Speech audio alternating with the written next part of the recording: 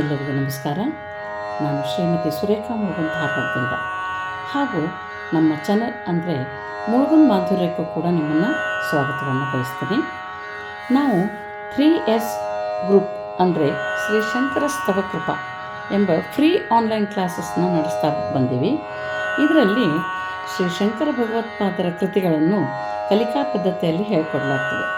ಇಲ್ಲಿವರೆಗೆ 25 ಕೃತಿಗಳನ್ನು ಕಲಿಸಿ 2 ವರ್ಷ ಶ್ರೀ ಶಂಕರ ಮಠ ಧಾರವಾಡದಲ್ಲಿ ಸಮರ್ಪಣಾ ಕಾರ್ಯಕ್ರಮವನ್ನು ಸಹ ಪೂರ್ಣಗೊಳಿಸಿದ್ದೇವೆ. ಇದು 3ನೇ ವರ್ಷಕ್ಕೆ ಕಾಲಿಟ್ಟಿದ್ದೇವೆ ಅಂತ ಹೇಳಲಿಕ್ಕೆ ನನಗೆ ತುಂಬ ಸಂತೋಷ ಅನ್ನಿಸ್ತದೆ. ಈಗ 2ನೇ ಸಲ ಸೌಂದರ್ಯ ಲಹರಿಯನ್ನು ಕಲಿಕಾ ಪದ್ಧತಿಯಲ್ಲೇ ಕಲಿಸ್ಕೊಡ್ಬೇಕಂತ ತುಂಬ ಜನರ ಆಸೆ ಮೇರೆಗೆ ಕಲಿಸಲಿಕ್ಕೆ ಮುಂದಾಗಿದ್ದೀನಿ. ಇದು ನನ್ನ ಸುದೈವ. ಇದರ ಉಪಯೋಗವನ್ನು ಹೆಚ್ಚು ಜನ ತೆಗೆದುಕೊಳ್ಳಿ ಅಂಥೇಳಿ ನಾನು ಆಶಿಸ್ತೇನೆ. ಈ ಕಲಿಕಾಕ್ರಮದಲ್ಲಿ ನನ್ನ ಜೊತೆ ಶ್ರೀಮತಿ ಸ್ವಪ್ನ ಮುಳುಗುಂದ್ ಅವರು ನನ್ನನ್ನು ಸಹಕರಿಸಿದ್ದಾರೆ. ಅವರಿಗೆ ಕೂಡ ನಾನು ಧನ್ಯವಾದಗಳನ್ನು ಅರ್ಪಿಸ್ತೀನಿ. ಬನ್ನಿ, ಪಾರಾಯಣ ಪದ್ಧತಿಯಲ್ಲಿ ಮೊದಲು ನಮನ ಶ್ಲೋಕ, ಧ್ಯಾನ ಶ್ಲೋಕ, ಅನಂತರ ಸೌಂದರ್ಯ ಲಹರಿಯ ಶ್ಲೋಕವನ್ನು ಕಲಿಯೋಣ. ಕಲಿತು ಮಹಾತ್ರಿಪುರ ಸುಂದರಿಯ ಕೃಪೆಗೆ ಎಲ್ಲರೂ ಪಾತ್ರರಾಗೋಣ. ನಮನ ಶ್ಲೋಕವನ್ನು ಹೇಗೆ ಹೇಳಬೇಕು ಅನ್ನೋದನ್ನು ಓದಿ ಹೇಳ್ತದೆ ಫಸ್ಟು. ಆಮೇಲೆ ಅದನ್ನು ರಾಗದಲ್ಲಿ ಹೆಂಗೆ ಹೇಳಬೇಕು ಅನ್ನೋದನ್ನು ಹೇಳ್ಕೊಡ್ತೀವಿ. ಮೊದಲಿಗೆ ಓದಿ ಹೇಳ್ತೀವಿ.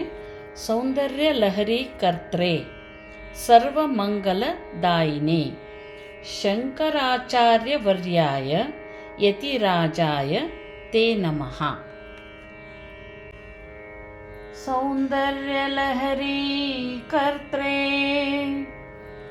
सौंदर्य लहरी कर्त्रे सौंदर्य लहरी कर्त्रे सर्वमंगलदायिने सर्वमंगलदायिने सर्वमंगलदायिने सौंदर्य लहरी कर्त्रे सर्वमंगलदायिने सौंदर्य लहरी कर्त्रे सर्वमंगलदायिने सौंदर्य लहरी कर्त्रे सर्वमंगलदायिने शंकराचार्यवर्याय शंकराचार्यवर्याय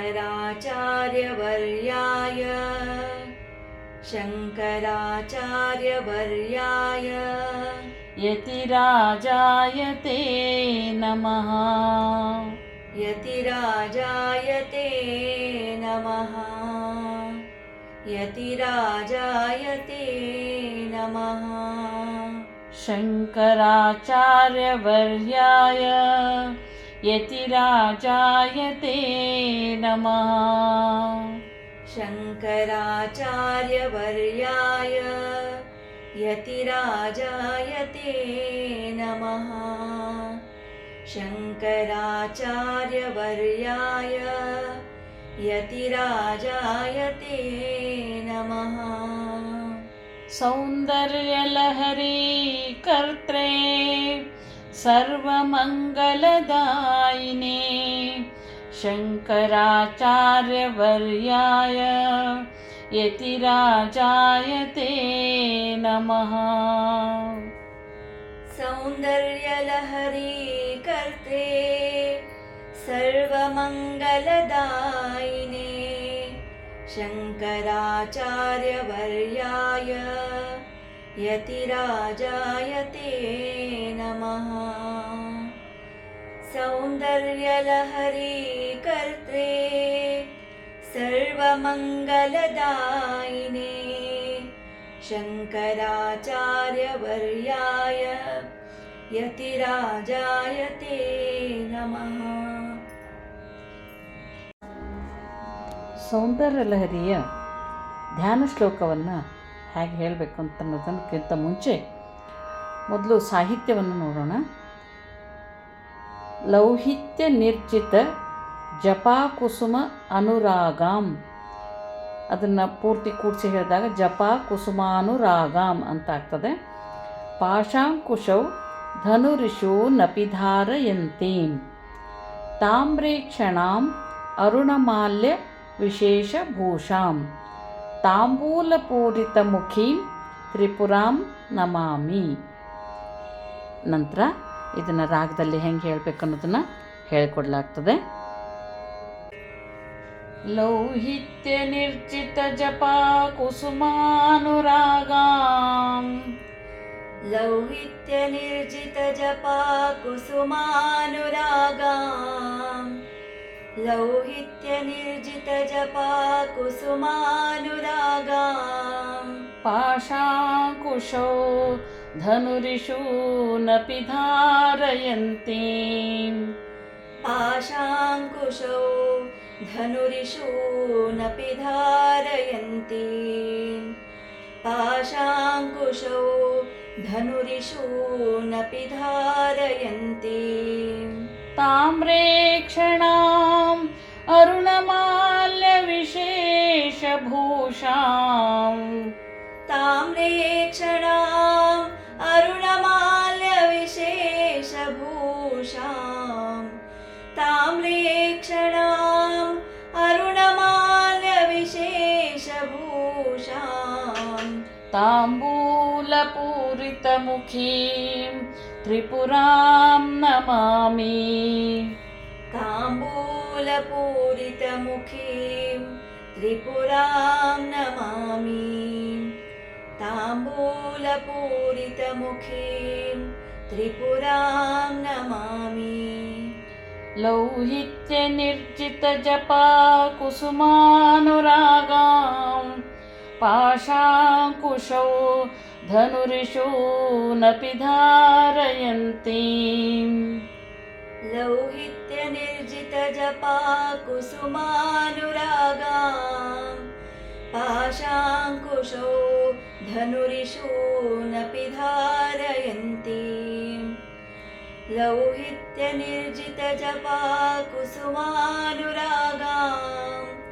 ಪಾಶಾಂಕುಶೋ ಧನುರಿಷು ನಪಿ ಧಾರಯಂತೀಂ ತಾಮ್ರೇಕ್ಷಣಾಂ ಅರುಣಮಾಲ್ಯ ವಿಶೇಷಭೂಷಾಂ ತಾಂಬೂಲಪೂರಿತಮುಖೀಂ ತ್ರಿಪುರಾಂ ನಮಾಮಿ ತಾಮ್ರೇಕ್ಷಣಾಂ ಅರುಣಮಾಲ್ಯ ವಿಶೇಷಭೂಷಾಂ ತಾಂಬೂಲಪೂರಿತಮುಖೀಂ ತ್ರಿಪುರಾಂ ನಮಾಮಿ ತಾಮ್ರೇಕ್ಷಣಾಂ ಅರುಣಮಾಲ್ಯ ವಿಶೇಷಭೂಷಾಂ ತಾಂಬೂಲಪೂರಿತಮುಖೀಂ ತ್ರಿಪುರಾಂ ನಮಾಮಿ. ಲೌಹಿತ್ಯ ನಿರ್ಜಿತ ಜಪಾ ಕುಸುಮಾನುರಾಗಾಂ ಪಾಶಾಂಕುಶೋ ಧನುರಿಷು ನಪಿ ಧಾರಯಂತೀಂ ತಾಮ್ರೇಕ್ಷಣಾಂ ಅರುಣಮಾಲ್ಯ ವಿಶೇಷಭೂಷಾಂ ತಾಂಬೂಲಪೂರಿತಮುಖೀಂ ತ್ರಿಪುರಾಂ ನಮಾಮಿ. ಲೌಹಿತ್ಯ ನಿರ್ಜಿತ ಜಪಾ ಕುಸುಮಾನುರಾಗಾಂ ಪಾಶಾಂಕುಶೋ ಧನುರಿಷು ನಪಿ ಧಾರಯಂತೀಂ ತಾಮ್ರೇಕ್ಷಣಾಂ ಅರುಣಮಾಲ್ಯ ವಿಶೇಷಭೂಷಾಂ ತಾಂಬೂಲಪೂರಿತಮುಖೀಂ ತ್ರಿಪುರಾಂ ನಮಾಮಿ. ಲೌಹಿತ್ಯ ನಿರ್ಜಿತ ಜಪಾ ಕುಸುಮಾನುರಾಗಾಂ ಪಾಶಾಂಕುಶೋ ಧನುರಿಷು ನಪಿ ಧಾರಯಂತೀಂ ತಾಮ್ರೇಕ್ಷಣಾಂ ಅರುಣಮಾಲ್ಯ ವಿಶೇಷಭೂಷಾಂ ತಾಂಬೂಲಪೂರಿತಮುಖೀಂ ತ್ರಿಪುರಾಂ ನಮಾಮಿ.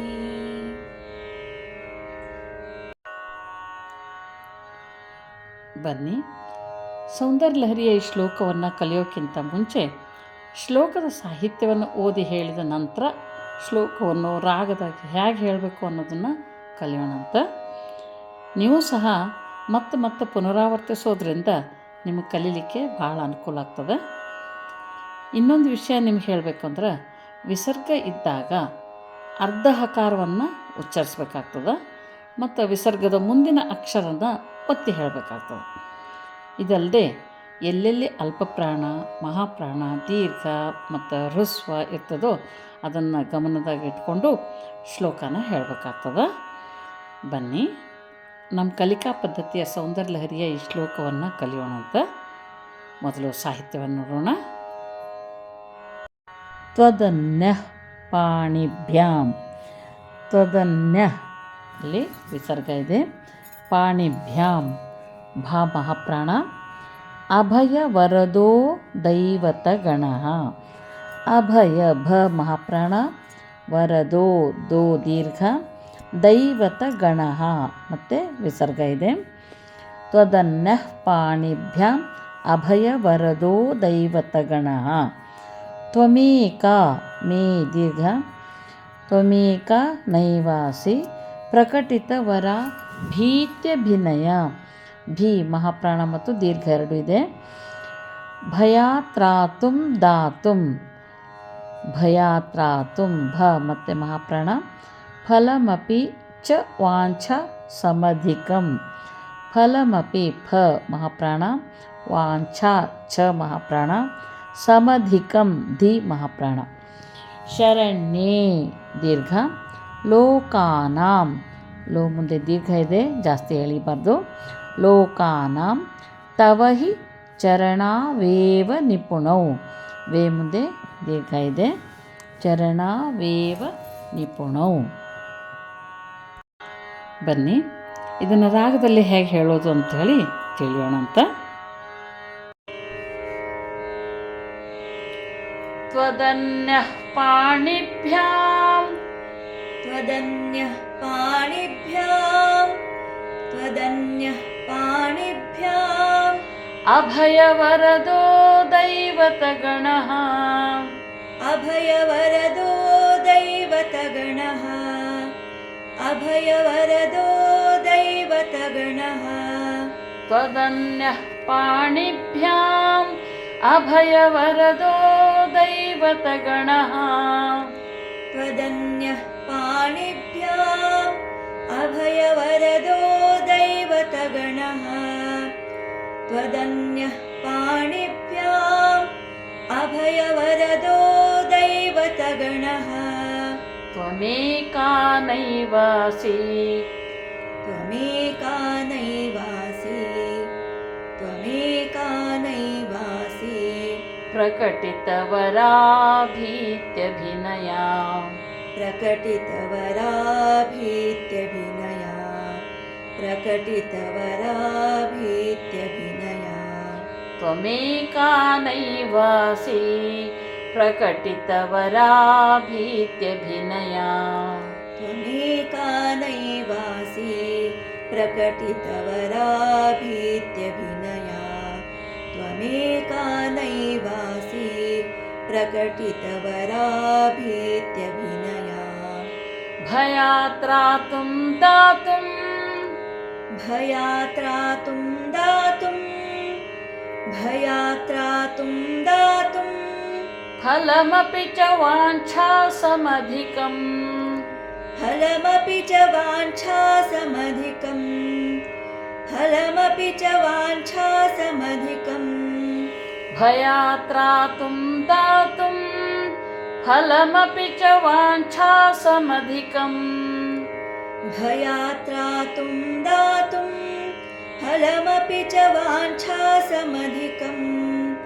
भयात्रातुं दातुं फलमपि च वाञ्छासमधिकम्.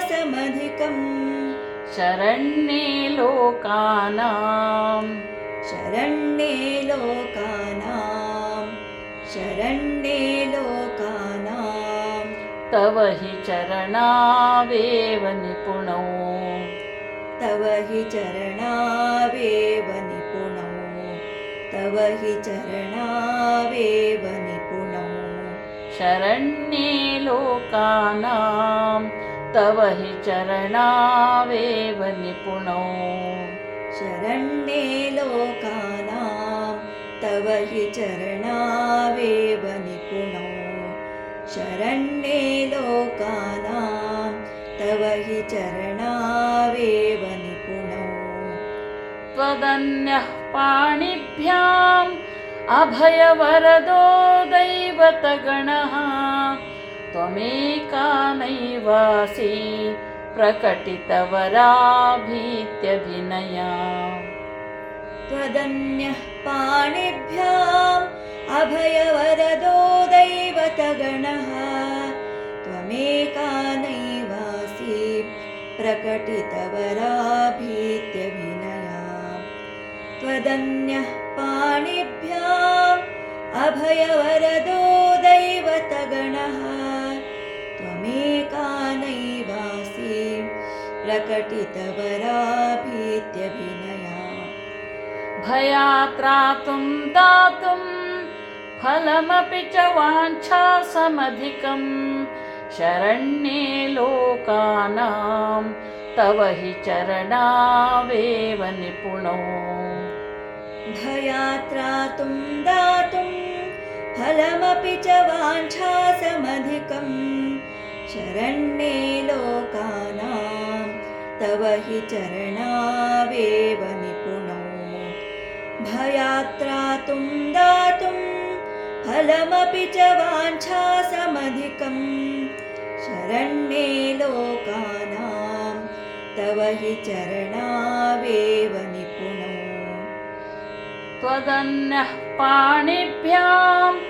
अभयवरदो दैवतगणः त्वमेका नैवासि प्रकटितवराभीत्यभिनया भयात्रातुं दातुं फलमपि च वाञ्छासमधिकं शरण्ये लोकानां तव हि चरणावेव निपुणौ त्वदन्यः पाणिभ्याम् अभयवरदो दैवतगणः त्वमेका नैवासि प्रकटितवराभीत्यभिनया भयात्रातुं दातुं फलमपि च वाञ्छासमधिकं शरण्ये लोकानां तव हि चरणावेव निपुणौ त्वदन्यः पाणिभ्याम्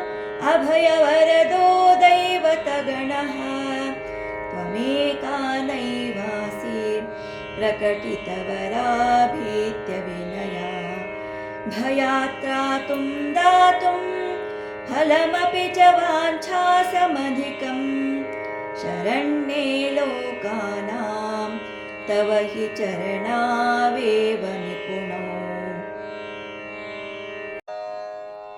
ನಿಮಗೆ ನಮ್ಮ ಕಲಿಕಾ ಪದ್ಧತಿ ಇಷ್ಟವಾದಲ್ಲಿ ಸಬ್ಸ್ಕ್ರೈಬ್ ಆಗಿರಿ, ಲೈಕ್ ಮಾಡಿರಿ, ಶೇರ್ ಮಾಡಿರಿ, ಬೆಲ್ ಐಕಾನ್ ಒತ್ತಿ ಮತ್ತು ಯೂಟ್ಯೂಬ್ನಲ್ಲಿ ಕಮೆಂಟ್ ಮಾಡೋದನ್ನು ಮರಿಬೇಡ್ರಿ.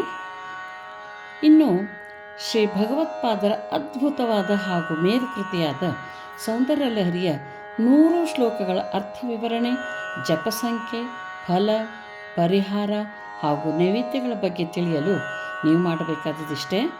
ಸ್ಮೃತಿ ಆಸ್ಟ್ರೋ @0347 ಚಾನಲ್ಗೆ ಸಬ್ಸ್ಕ್ರೈಬ್ ಆಗಿರಿ, ಶೇರ್ ಮಾಡಿರಿ, ಲೈಕ್ ಮಾಡಿರಿ ಮತ್ತು ಬೆಲ್ ಐಕಾನ್ ಒತ್ತಿ ಮತ್ತು ಯೂಟ್ಯೂಬ್ನಲ್ಲಿ ಕಮೆಂಟ್ ಮಾಡೋದನ್ನು ಮರಿಬೇಡ್ರಿ. ನಮಸ್ಕಾರ.